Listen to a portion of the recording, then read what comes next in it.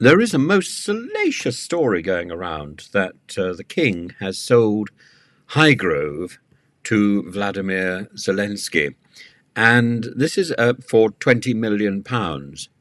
This is a story which turned up initially on YouTube, and then there's a person called Sam Murphy who was who apparently was an AI generated individual, and finally the story was confirmed by Grant Harold, who's Charles's ex-butler, turns up on GB News, Talk TV, and so on as a royal authority, a royal commentator, and his spokeswoman has had to say the story is completely false, and Grant has made no comment on this.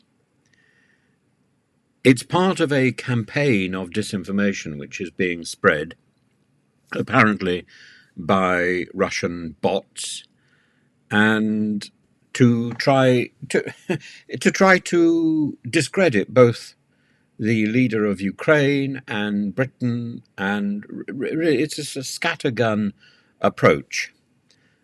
And presumably the same sources are putting out stories about Kate Middleton's diagnosis, the King's progress, and the stories about this being fake, that being fake.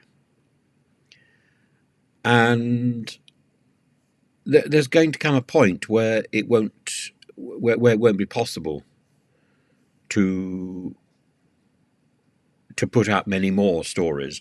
I think there's going to come a saturation point, because there's a limit to how many stories one family can shoulder.